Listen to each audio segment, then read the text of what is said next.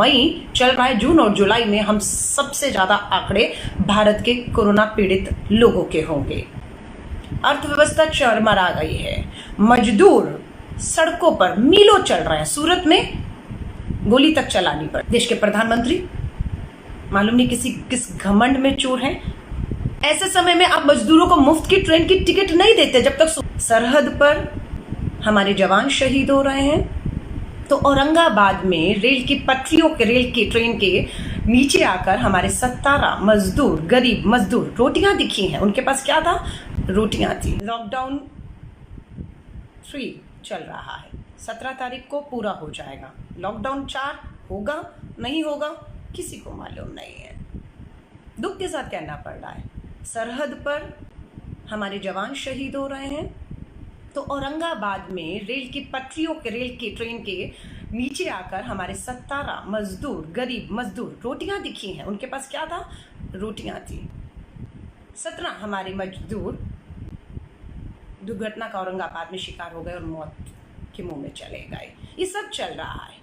All India institute of medical science AIIMS के director ने कहा है अभी तो सबसे ऊपर जाना बाकी है। मई चल रहा है, जून और जुलाई में हम सबसे ज्यादा आंकड़े भारत के कोरोना पीड़ित लोगों के होंगे।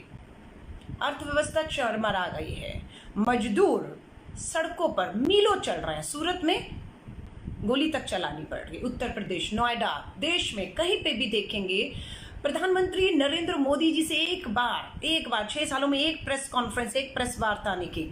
आज नेता विपक्ष के तौर पर अपनी जिम्मेदारी को समझते हुए श्री राहुल गांधी जी ने दूसरी बार लगभग 1 घंटे जनता के प्रश्नों के जवाब प्रेस और मीडिया के माध्यम से देने की कोशिश की।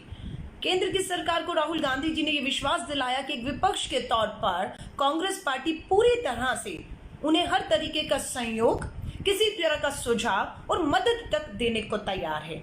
लेकिन देश के प्रधानमंत्री मालूम नहीं किस घमंड में चूर हैं, क्योंकि आज श्री राहुल गांधी जी की बात किनसे हो रही है? श्री राहुल गांधी जी ने बात की farmer RBI governor Raghuram Rajan ji से। नोबेल पुरस्कार मिला अभिजीत बनर्जी को गरीबी के ऊपर रिसर्च करने पर नोबेल पुरस्कार, उनसे बात की।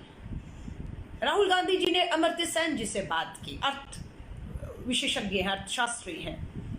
राहुल गांधी जी बात कर रहे हैं लगातार देश के पूर्व प्रधानमंत्री, 10 साल तक प्रधानमंत्री रहे, आरबीआई के गवर्नर रहे, अर्थशास्त्र विशेषज्ञ हैं डॉक्टर मनमोहन सिंह जी से लगातार बात कर रहे हैं कि क्या हल होने चाहिए, क्या सुझाव होने चाहिए जो हम सरकारों को दें। पी चिदम्बरम देश के वित्त मंत्री रहे, उनसे बात कर रहे हैं। लेकिन देश के प्रधानमंत्री किसी से भी बात नहीं कर रहे। अगर वो बात करेंगे तो मुझे लगता है ये जो मजदूर है, जो आज भी अपने घर बार छोड़कर क्यों मीलों चलना पड़ रहा है, क्यों ऐसे हादसों का शिकार हो रहे हैं। पेट्रोल और डीजल के दाम आपने 10 और 13 रुपए प्रधानमंत्री जी बढ़ाए उस समय पर जब देश पूरा विश्व में पेट्रोल और डीजल के दाम सबसे कम है। उस टाइम पर आप पेट्रोल डीजल के दाम बढ़ाकर लोगों से पैसा वसूलते हैं। ऐसे समय में आप मजदूरों को मुफ्त की ट्रेन की टिकट नहीं देते जब तक सोनिया गांधी जी कांग्रेस के लोगों को नहीं कहती हैं कि इन टिकटों का जो बोझ है, पैसा वो हमें देना है, कांग्रेस के कार्यकर्ताओं को देना है, हम जैसे लोगों ने दिया है। तब तक देश के प्रधानमंत्री जागते नहीं हैं, तब तक ट्रेनों की व्यवस्था नहीं होती है। लॉकडाउन किया जाना जरूरी था, लेकिन सिंगापुर के तरीके से भी लॉकडाउन किया जा सकता था। कैसे किया सिंगापुर की सरकार ने लॉकडाउन? 1 हफ्ता पहले घोषणा की कि हम 1 हफ्ते के बाद लॉकडाउन करेंगे। 1 हफ्ते में ट्रेनों की सुविधा, आवाजाही की सुविधा, हर तरीका की सुविधा हर आदमी को दी गई सिंगापुर में, ताकि वो अपने जगहों पर जा सके। लेकिन हमारी सरकार ने क्या किया?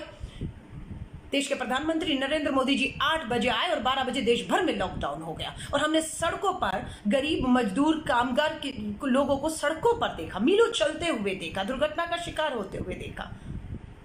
आज हमारी अर्थव्यवस्था का बंटा बैठ गया है। पीएम केयर फंड, आप मजदूरों से टिकट ले रहे हैं, आप हवाई जहाज से जिन्हें ला रहे हैं, उनसे पूरा पैसा वसूल रहे हैं। आप जो है पेट्रोल डीजल के दाम बढ़ाकर करोड़ों रुपया वसूल रहे हैं।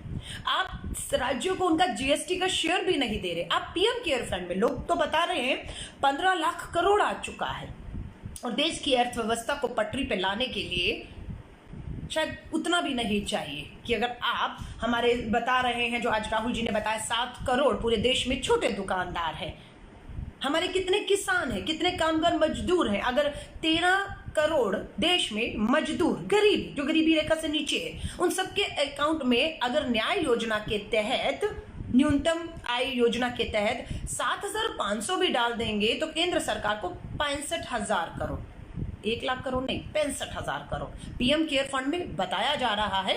पारदर्शिता नहीं है, इसलिए इस आंकड़े को कितना सही है गलत है नहीं बता पा रहे हैं कि सच में पीएम केयर फंड में कोरोना वायरस से लड़ने के दौरान जो पीएम फंड खोला गया उसमें 15 लाख करोड़ आ चुके हैं।